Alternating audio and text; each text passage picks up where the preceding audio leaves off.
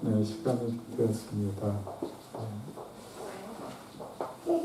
하나님한테 함께 예배 드리도록 하겠습니다. 묵상으로 함께 기도하며 나아가십시다.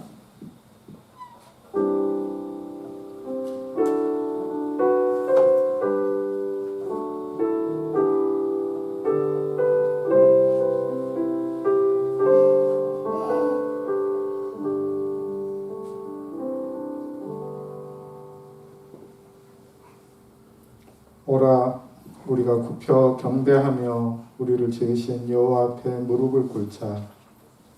그는 우리의 하나님이시요 우리는 그가 기르시는 백성이며 그의 손이 돌보시는 양이기 때문이라. 너희가 오늘 그 음성을 듣거든 너희 마음을 완악하게 하지 말지어다. 영원토록 찬양과 영광을 받으시기에 합당하신 주님, 죄와 허물로 인해 죽을 수밖에 없었던 저희들을 십자가 은혜로 구원해 주시고 이 시간 거룩한 예배자로 세워주시니 감사합니다. 예수 그리스도밖에는 아무런 소망이 없음을 기억하고 오직 보혈의 능력만 의지하고 하나님께로 나아갑니다. 만군의 하나님, 홀로 영광을 받아 주옵소서. 영과 진리로 예배하오니 우리가 드리는 찬송과 기도와 예물을 기쁘게 받아 주옵소서. 또한 예배하는 저희들에게는 진리의 말씀과 신령한 은혜로 채워 주옵소서. 예수님의 이름으로 기원하옵니다. 아멘. 함께 찬양 드리며 주님 앞으로 나아가도록 하겠습니다.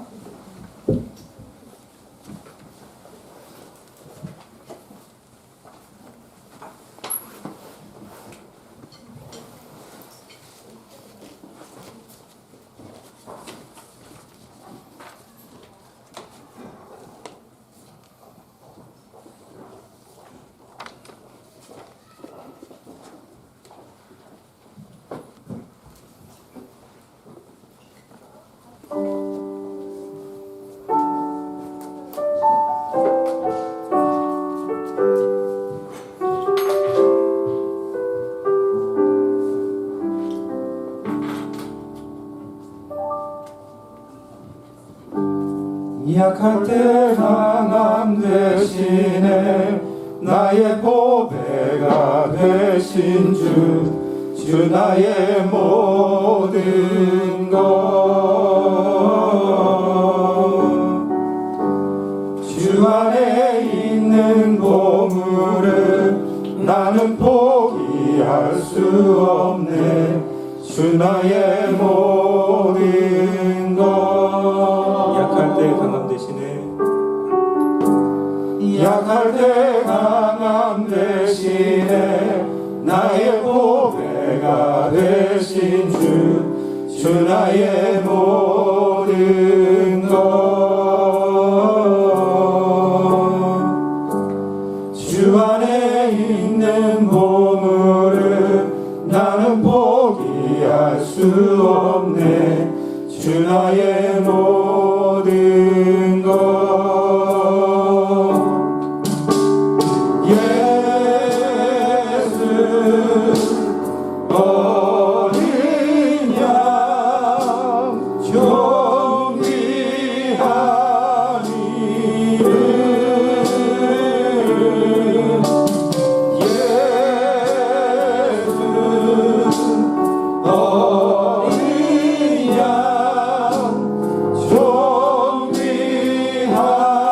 이름. 약할 때 강함 대신에 약할 때 강함 대신에 나의 보배가 되신 주 나의 모든 것. 주 안에 있는 보물을 나는 포기할 수 없네. 주 나의 모든 것.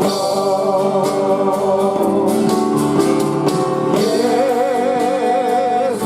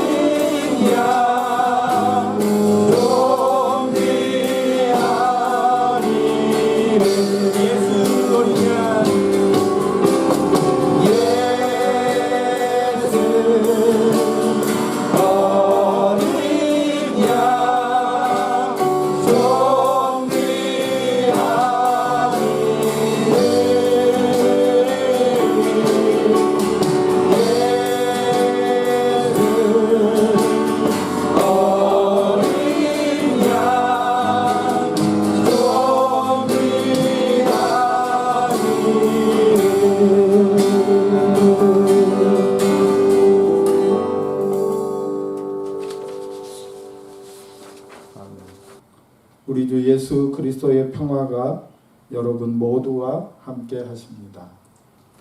주님의 평화, Peace be with you. 우리가 코로나 시국이니까 일어나서 하지는 못하지만 눈인사로 혹은 조용한 음성으로 주변의 분들과 Peace be with you. 주님의 평화와 함께 하시기를 바랍니다.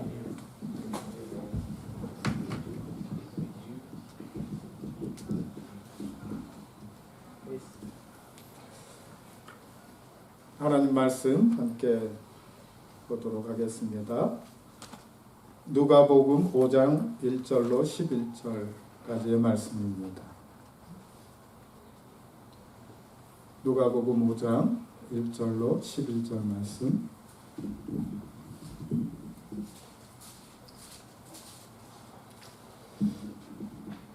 무리가 몰려와서 하나님의 말씀을 들었을 때 예수는 게네사렛 호숫가에 서서 호숫가에 배 두 척이 있는 것을 보시니 어부들은 배에서 나와서 그물을 씻는지라. 예수께서 한 배에 오르시니 그 배는 시몬의 배라. 육지에서 조금 떼기를 청하시고 앉으사 배에서 무리를 가르치시더니 말씀을 마치시고 시몬에게 이르시되 깊은 데로 가서 그물을 내려 고기를 잡으라. 시몬이 대답하여 이르되 선생님, 우리들이 밤이 새도록 수고하였으되 잡은 것이 없지만은 말씀에 의지하여 내가 그물을 내리리이다 하고 그렇게 하니 고기를 잡은 것이 심히 많아 그물이 찢어지는지라. 이에 다른 배에 있는 동무들에게 손짓하여 와서 도와달라 하니 그들이 와서 두 배의 채움에 잠기게 되었더라.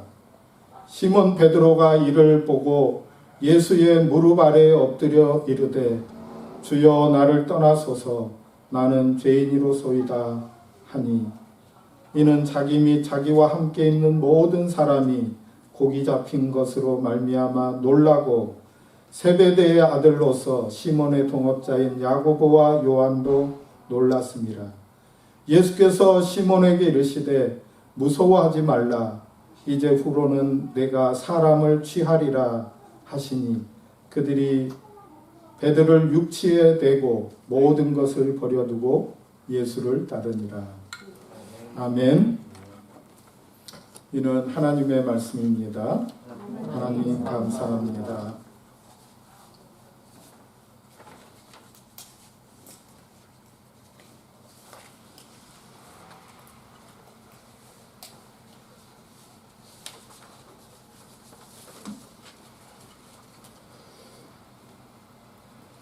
주님의 평화가 우리 가운데 있음을 감사합니다. 예수님께서는 세례자 요한이 선포했던 것과 똑같은 선포로 자신의 사역을 시작하셨습니다. 회개하라, 하나님의 나라가 가까이 왔다. 이 중대한 선언이 이루어졌을 때 사람들은 전격적인 우주적인 변화나 최소한 국가적인 변혁을 기대했을지 모르겠습니다. 그러나 우리가 말씀 가운데에서 읽은 것처럼 본단락에서 발견하는 그림은 그러한 기대와 전혀 다릅니다. 예수님은 세상의 관심과는 동떨어진 갈릴리 해변에서 하찮게 보이는 몇몇 어부들을 자신의 선교 사역을 위해 동참하라고 부르고 계십니다. 예수님께서는 제자들을 부르셨습니다. 그들은 시몬과 안드레, 야고보와 요한이었습니다. 그들이 어떤 사람들인가 하는 것을 살펴보려면 여러 가지 볼만한 것들이 있겠지만 오늘 말씀을 통해서 보면 그들이 갈릴리 해변에서 일을 하고 있었다 하는 것을 발견하게 됩니다. 이것은 그들의 출신지가 갈릴리였던 것을 암시합니다. 그들은 먼 곳에서 온 사람들이 아니라 갈릴리 출신이었습니다. 예수께서는 제자를 찾으실 때 가까운 곳에서 찾으셨습니다. 예수님 자신도 갈릴리 사람이었습니다. 예수님은 나사렛에서 자라서 가버나움에서 활동을 시작하셨는데 나사렛, 가버나움 이 두 동네는 모두 갈릴리 호수 주변에 있던 도시들입니다. 예수님께서는 갈릴리 사람으로서 바로 그 갈릴리 가까운 곳에서 제자들을 찾고 계셨다 하는 것을 알 수 있습니다. 예수께서는 갈릴리, 바로 자신이 살고 있는 가장 가까운 곳에서 제자들을 찾아내셨습니다. 가까운 곳에 있는 사람들을 통해서 멀리 있는 사람들을 변혁시킬 계획을 세우신 것입니다. 예수님의 선교가 당시 유대인들이 기대하던 바와는 전혀 다른 모습으로 전개되었는데 하나님의 통치가 온 세상이 떠들썩하게 혹은 예수님의 모습을 극적으로 드러내 보여주고 과시적인 방법으로 임하시는 것이 아니라 세상에서 별로 주목받지 못하지만 예수님 가까이 있던 사람들을 불러내시고 그들을 통해서 점진적인 변혁이 일어나기를 기뻐하셨다라는 것을 알 수 있습니다.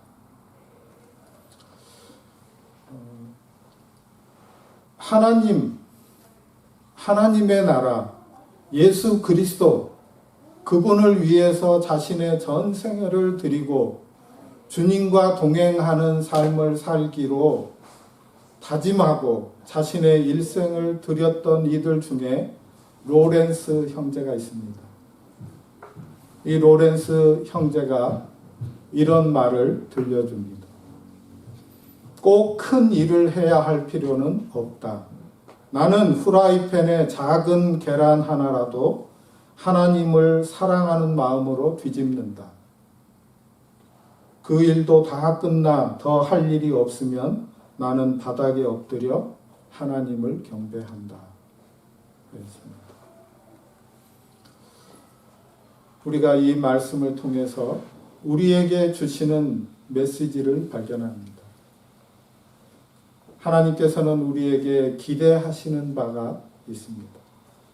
예수님께서 갈릴리, 자신이 나고 자라난 곳, 자신의 사역을 시작하시는 그곳에서 가까이에서 제자들을 부르신 것처럼 오늘 여기 주님 앞에 나온 우리들을 통해서 하나님의 일들을 하기를 원하십니다. 우리가 이 말씀 가운데에서 우리를 향하여 기대하시고 우리를 향하여 말씀하시는 주의 말씀을 들을 수 있기를 바랍니다. 예수님은 예수님의 사람들, 여기 있는 우리들에게 관심을 가지십니다. 제자들을 부르신 이 사건이 복음서 전체에서 예수님의 사역의 앞부분에 나와 있는 것들을 주목해서 보게 됩니다. 예수 그리스도의 복음은 당신의 제자들에게 주어진 것입니다. 따라서 제자들은 예수님의 선교 사역의 핵심입니다. 사실 복음서 전체를 통해서 제자들은 부름받은 예수님을 만나고 부름을 받고 예수님의 제자로 따라서 예수님을 따라다니던 그때로부터 시작해서 겟세마네에 이르고 십자가를 지나서 부활에 이르기까지 줄곧 예수님과 함께 있었습니다. 복음서의 이야기 전개에서 이 제자들은 예수님의 사역과 더불어서 언제나 관심의 초점이었습니다. 비록 그들이 연약하고 실수할 수밖에 없는 사람들이었지만 예수님은 바로 그들 가운데에서 하나님의 왕권을 이루어 나가셨습니다. 하나님의 나라를 그들에게 선포하시고 그들에게 보여주시고 그들과 함께 이 일을 이루기를 원하셨다는 것입니다. 오늘 예배 가운데 녹화가 중간에 끊기게 되어서 계속해서 연결해서 말씀을 전하도록 하겠습니다.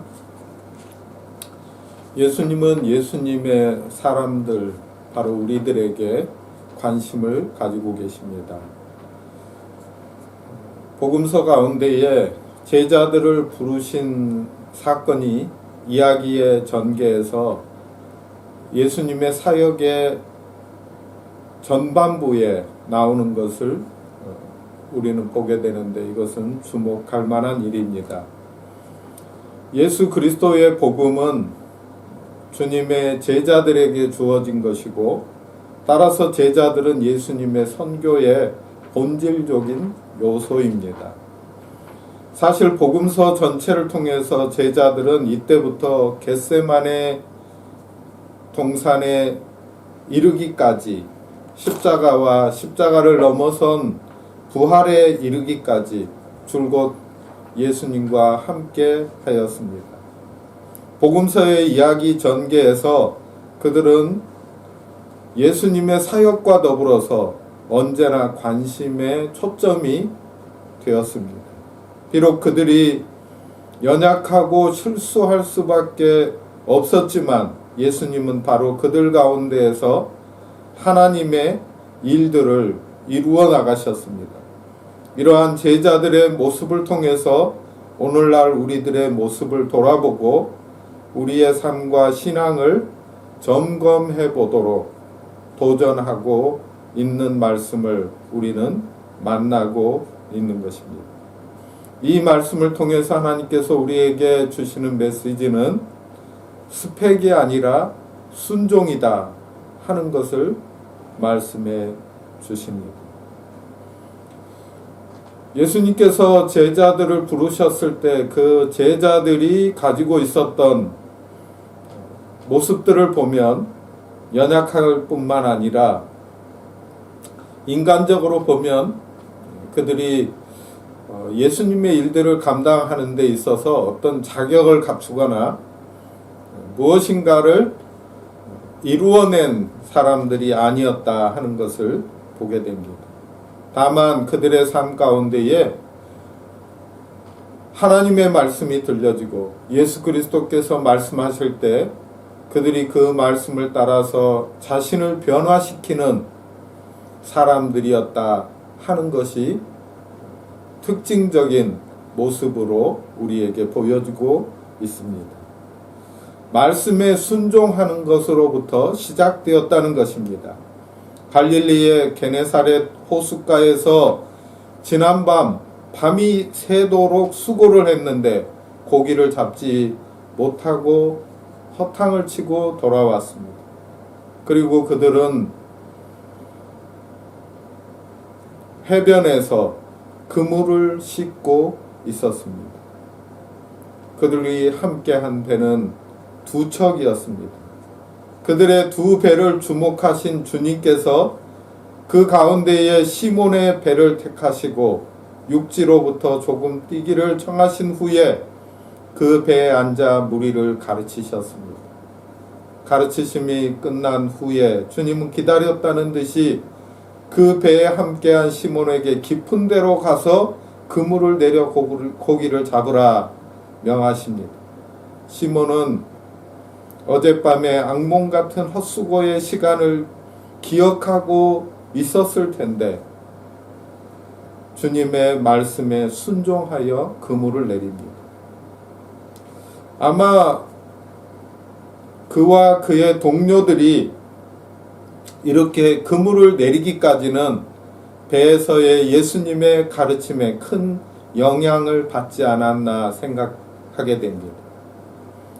어부 시몬이 어부가 아닌 주님의 말씀에, 그것도 상식 밖의 시간, 지금 이 시간은 그물을 씻는 시간입니다.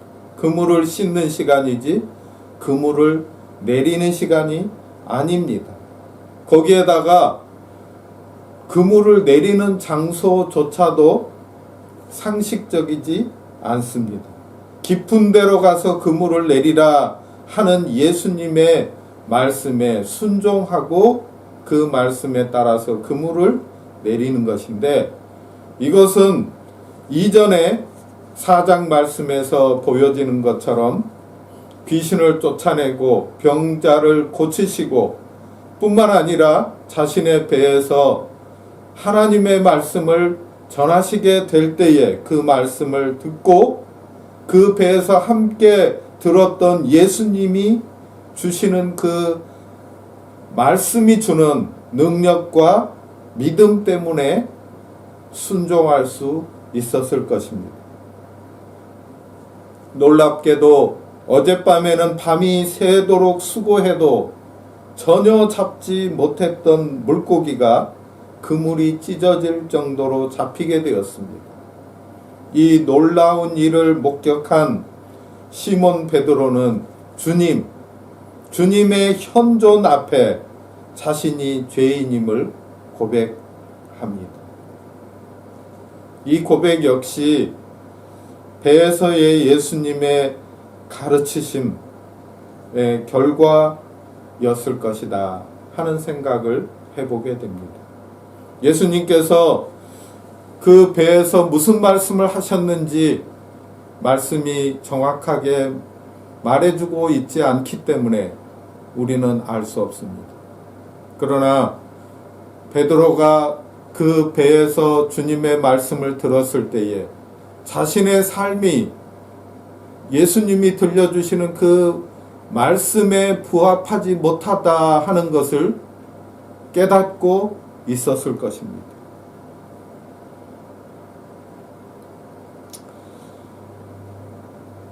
놀랍게도 어젯밤에는 밤이 새도록 수고해도 전혀 잡지 못했던 물고기가 그물이 찢어질 정도로 많이 잡힌 그 모습 가운데에서 창조주 하나님의 모습, 말씀을 통해서 하나님 나라의 복음을 듣게 되었을 때에 그 자신의 모습을 발견하고 주님의 발 아래 무릎을 꿇고 자신이 죄인임을 고백하고 있습니다. 예수 그리스도의 말씀, 하나님 앞에 노출되는 사람들은 누구든지 자기의 모습을 발견하게 되고 자신의 죄인됨을 고백하지 않을 수 없습니다. 예수님께서 들려주시는 그 말씀 가운데에서 자신의 모습을 발견하고 주님 앞에 고백하고 자신이 죄인임을 드러내 보여주고 있습니다. 예수님께서는 이 베드로의 고백이 있은 후에 시몬에게 사람을 취하는 사람, 다시 말하면 사람을 낚는 어부가 되라 하는 사명을 주고 있습니다. 그때로부터 시몬과 안드레, 야고보와 요한, 이들은 예수님을 따라서 제자가 되었습니다. 우리는 오늘 이 말씀을 통해서 성공이 아니라 하나님의 말씀, 성경이다 하는 것을 듣게 됩니다. 밤이 새도록 자신이 수고하고 노력했지만 물고기를 잡지 못했습니다. 베드로가 이 누가복음에서 고백하는 것처럼 밤이 새도록 수고했지만 물고기를 잡지 못했습니다. 그러나 주님의 말씀에 의지하여 그물을 던지겠습니다. 주님의 말씀에 그 말씀이 능력이 있는 것을 믿고 그 말씀이 나의 삶의 모습들을 드러내 보여주고 나의 삶의 가치를 결정할 수 있는 말씀임을 고백하면서 주님의 말씀에 따라서 그물을 던집니다 하였습니다. 자신의 경험과 모든 것을 던진 수고에도 그 저녁에 밤을 새는 그 시간 가운데에 실패를 경험했지만 주님의 말씀을 의지하고 그 말씀에 순종하는 모습을 보게 됩니다. 우리의 삶 가운데에서 주님께서 말씀하시는 바를 듣고 순종할 수 있는 우리가 되기를 간절히 바랍니다. 우리가 함께 누가복음 5장을 한 주간 동안 읽었습니다. 이 누가복음 5장은 예수님의 갈릴리 초기 사역을 기록한 것인데 크게 4개의 기사로 구성되어 있는 것을 볼 수 있습니다.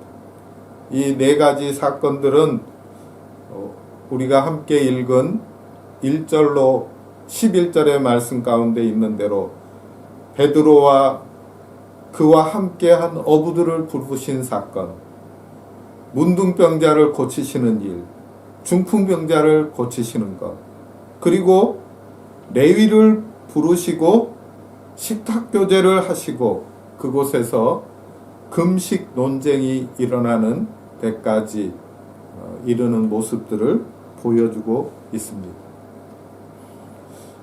오늘의 본문을 포함해서 누가복음 5장의 말씀을 보면서 우리는 새로운 관점을 가지게 됩니다.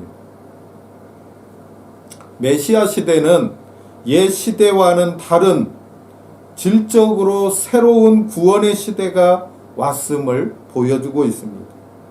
이 구원의 시대에는 인종적, 계층적, 성적 차별을 넘어서 주님의 이름을 부르는 자는 누구든지 죄 용서와 주님의 영접함을 받고 주님의 식탁에서 함께 먹고 마실 수 있는 놀라운 축복을 경험하게 된다 하는 말씀을 보게 됩니다. 예수님의 사역을 통해서 나타난 이 메시아 시대는 질적으로 새롭고 시간적으로 새로운 시대를 의미하는 것입니다. 주님이 비유하신 것처럼 이 시대는 새 옷으로 갈아입은 시대이고 새 포도주와 새 가죽 부대로 이루어진 시대입니다. 새로운 옷에 헌 옷의 옷감을 기우게 되면 그것이 누더기처럼 되게 되죠. 또 새로운 포도주를 낡은 부대에 담게 되면 그 낡은 부대는 이미 팽창할 대로 다 팽창되어서 더 이상 여유를 가지지 못한 상태가 되어 있습니다. 새 가죽 부대는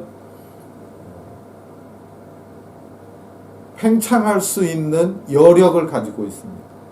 그래서 새 포도주를 담고 그 포도주가 발효하게 되어서 부피가 늘어나게 될 때 그 가죽 부대도 함께 늘어나면서 포도주를 담을 수 있는 그릇이 됩니다. 오늘 우리가 살고 있는 이 시대, 우리 교회는 바로 이러한 새 시대의 복음을 전하고 실천해야 할 것이다 하는 것을 이 말씀을 통해서 발견하게 됩니다. 우리로 하여금 당시 종교 지도자들이 범한 잘못처럼 단지 지금의 종교적인 관행에만 젖어서 진정한 새로운 시대의 삶, 복음을 드러내고 예수 그리스도의 마음을 알아서 예수 그리스도를 드러내 보여주는 그러한 삶을 살지 못하는 잘못을 범하지 않도록 우리에게 경각심을 주는 말씀이 됩니다. 새로운 시대는 새로운 사명을 주고 있다.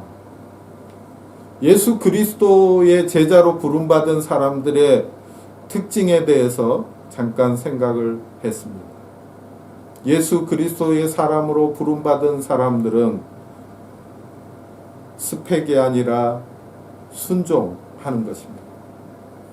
예수 그리스도로부터 부름을 받고 주님의 제자가 되는 사람들은 자신의 경험과 노력으로 성공한 사람들이 아니라 하나님의 말씀, 성경을 따라서 자신을 개방하고 하나님의 말씀이 들려올 때 자신을 변화시킬 수 있는 사람입니다. 그렇게 함으로써 주님께서 요구하시는 대로 주님이 기뻐하는 일들을 하게 됩니다. 주님이 기뻐하는 사람들과 함께 기뻐하게 됩니다. 주님께서 가라고 하는 곳으로 나아갈 수 있게 됩니다. 이 제자들을 향하여 베드로에게 말씀하신 이 한 사명, 그것을 오늘 우리에게도 주고 있는 것을 발견하게 됩니다. 너는 사람을 취하라. 사람 낚는 어부가 되어라. 이 말을 어떻게 우리의 말로 받아들일 수 있을까요? 제가 읽은 재미있는 책 제목에 매력적인 그리스도인이라는 책의 제목이 있는데 저는 이 말씀을 이렇게 읽습니다. 매력적인 그리스도인이 되는 것.